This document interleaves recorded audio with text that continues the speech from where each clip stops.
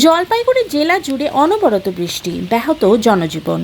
গত বুধবার রাত থেকেই অনবরত বৃষ্টি জলপাইগুড়ি জেলায় জুড়ে। একদিকে ধান চাষিদের ক্ষেত্রে সুবিধা হলেও সাধারণ পথ চলতি মানুষ থেকে শুরু করে ছোটখাটো ব্যবসায়ীদের ক্ষেত্রে অনেকটাই সমস্যা বলে মনে করছেন অনেকেই। আজ শুক্রবার অনবরত বৃষ্টির জেরে জেলার বিভিন্ন নদীগুলো ফুলে ফেঁপে উঠছে, পাশাপাশি হাওয়া অফিসের তরফে ইতিমধ্যেই হলুদ সতর্কতা জারি করা হয়েছে।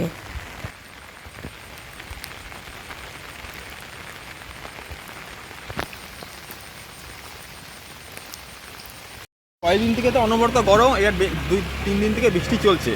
হ্যাঁ, কি বলবেন? প্রচণ্ড ভালো লাগছে। এইভাবে যে গরম পড়লে তো মানুষ বাঁচা দায় হয়ে যাবে। এখন যে এই বৃষ্টিটা হচ্ছে, সবের মনে একটু আনন্দ। তাই জল জমার কি সম্ভাবনা আছে নাকি? জল জমাটের তো সম্ভাবনা এখনো দেখা দিচ্ছে না, কিন্তু বেশি পরিমাণে যদি বৃষ্টি হয়ে যায় তাহলে তো জল হওয়ার সম্ভাবনা আছে। পুজোর আগে সবারই একটা আশা থাকে যে আশা থাকে, হ্যাঁ। কিন্তু এবার তো ব্যবসা বাণিজ্য হ্যাঁ, ব্যবসা বাণিজ্যের দিক দিয়ে তো একটু ডাউনে চলছে এখন। আর তার মধ্যে যদি বর্ষায় এখন যদি পুরো জল ধেয়ে আসে তাহলে তো মহা মুশকিল হয়ে যাবে, মানে একদিকে পূজাটা বাতিল হয়ে যাবে। হ্যাঁ, সেই আর কি। ঠিক। আপনার নাম দাদা? আমার নাম রথীন্দ্র মজুমদার।